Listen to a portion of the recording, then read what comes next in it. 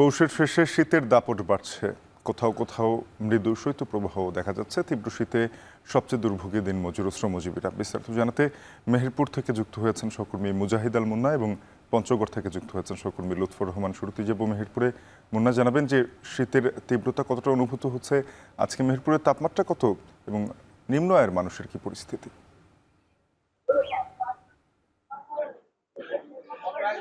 শাফিন, আপনাকে আমি জানিয়ে রাখি, মেহেরপুরে পৌষের শেষেও কিন্তু শীতের দাপট এখনো কমেনি। আমি যদি আজকের কথা বলি, আজ সকাল 6টায় মেহেরপুরের সর্বনিম্ন তাপমাত্রা রেকর্ড করা হয়েছে 11.8 ডিগ্রি সেলসিয়াস, যা গতকালকের চাইতে কিছুটা বাড়লেও শীতের তীব্রতা কিন্তু একেবারেই কমেনি।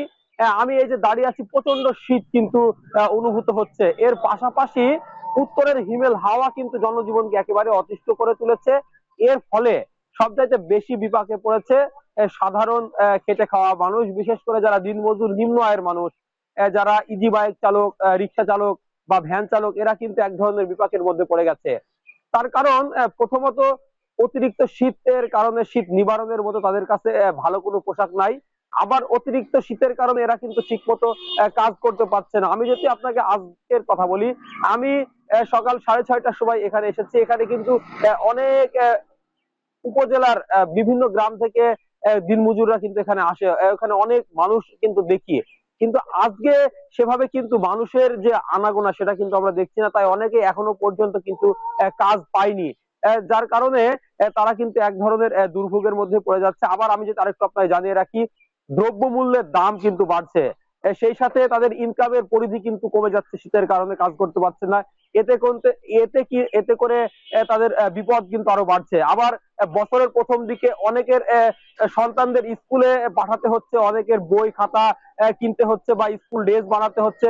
বাড়তি খরচ কিন্তু জানুয়ারি মাস জুড়েই থাকে প্রতিটা অভিভাবকদের। কিন্তু ইনকাম কমে যাওয়ার ফলে তারা কিন্তু এক ধরনের বিপাকের মধ্যে পড়ে যাচ্ছে। আবার আপনাকে যদি আরেকটু জানিয়ে রাখি, এখন কিন্তু মেহেরপুরে বোরো মৌসুম চলছে, বোরো ধান লাগানোর সময় চলছে। কিন্তু আহ, সময় চললেও অতিরিক্ত শীতের ফলে কিন্তু অনেকে পানিতে নেমে, কাদার মধ্যে নেমে কাজ করতে চায় না, যার ফলে বড় চাষিরাও কিন্তু এক ধরনের বিপাকের মধ্যে পড়ে গেছে। শাফিন, এই ছিল আমার কাছে শীতে শ্রমজীবীদের সর্বশেষ পরিস্থিতি। এবারে যাব হিমালয়ের পাদদেশে পঞ্চগড়ে। লুৎফর, জানাবেন যে কুয়াশার কতটা দেখা যাচ্ছে, এছাড়া যান চলাচলে কোনো ধরনের বাধাগ্রস্ত হচ্ছে কিনা এই কুয়াশার জন্য, এবং সাধারণ মানুষের কি অবস্থা? শাফিন, এবার মধ্যপ্রদেশ থেকে কিন্তু শীতের তীব্রতা মূলত উত্তরের এই জেলায় বাড়তে থাকে। তবে কিন্তু আমরা যে শীতের যে মূল চিত্র এবং পৌষের যে শীতের তীব্রতা, সেই যে ধরন, সেটি কিন্তু মূলত আমরা দেখেছি যে বদলেছে। এবং গত কয়েকদিনের যে শীতের তীব্র আমরা দেখছি, কুয়াশার পরিমাণ কিন্তু কমেছে এবং তাপমাত্রা কিন্তু বেশ ওঠানামা করছে। গতকাল পঞ্চগড় সর্বনিম্ন তাপমাত্রা রেকর্ড করা হয়েছিল 10.5 ডিগ্রি সেলসিয়াস। আজ সকালে পঞ্চগড় সর্বনিম্ন তাপমাত্রা মাপা হয়েছে 13.9 ডিগ্রি সেলসিয়াস। গত কয়েকদিনের তুলনায় কিন্তু তাপমাত্রা অনেকটাই বেড়েছে। তবে শীতের যে তীব্রতা সন্ধ্যা থেকে সকাল পর্যন্ত বেশ থাকছে এবং উত্তরে যে হাওয়া, সেটি কিন্তু এই জনপদের উপর দিয়ে বয়েছে যে, এবং ওই উত্তরে হাওয়ার জন্যই কিন্তু শীতের তীব্রতা বেশ অনুভূত হচ্ছে। তবে পৌষের যে শীত, পৌষ মাঘের যে শীত বলা হয়, যে শীতের তীব্রতা থাকে, সেটি কিন্তু এবার বেশ ব্যতিক্রম চিত্র দেখা যাচ্ছে। কারণ সকালেই সূর্যের দেখা মিলছে এবং সূর্যের দেখা মেলার পরেই কিন্তু এই জনপদের মানুষের মাঝে স্বস্তি ফিরে আসে এবং ক্রমান্বয়ে কিন্তু তাপমাত্রা বাড়তে থাকে। আমরা দেখেছি বিকেল নাগাদ কিন্তু তাপমাত্রা পৌঁছে যায় 27 থেকে 28 ডিগ্রি সেলসিয়াস পর্যন্ত।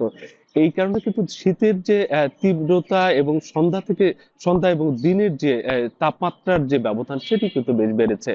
তবে আমরা দেখেছি যে এই সন্ধ্যা সকালে যে শীতের তীব্রতা, এর কারণে কিন্তু পঞ্চগড়ের শ্রমজীবী মানুষ, নিম্ন আয়ের মানুষরা দুর্ভোগে পড়েছেন। অনেকে কিন্তু খড়কুটো জ্বালিয়ে শীত নিবারণের চেষ্টা করছেন বলে আমরা দেখেছি। যদিও জেলা প্রশাসনের পক্ষ থেকে বলা হচ্ছে এখন পর্যন্ত জেলায় 45,000 শীতবস্ত্র তারা বিতরণ করেছেন।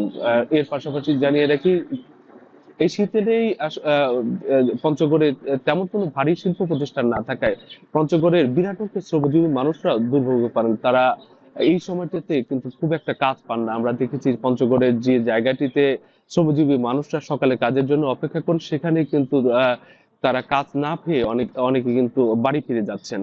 আর শীতের তীব্রতা বাড়ায় আবহাওয়া পরিবর্তন জনিত কারণে কিন্তু হাসপাতালগুলোতে যে রোগীর সংখ্যা বেড়েছে, বিশেষ করে শিশু এবং বৃদ্ধরা ডায়রিয়া, নিউমোনিয়া, শ্বাসকষ্ট সহ বিভিন্ন রোগে আক্রান্ত হয়ে শিশু এবং বৃদ্ধরা কিন্তু হাসপাতালগুলোতে ভর্তি হচ্ছে। আজ এই মুহূর্তে কিন্তু চারপাশে কোনো কুয়াশা নেই, তবে হালকা ঠান্ডা বাতাস রয়েছে।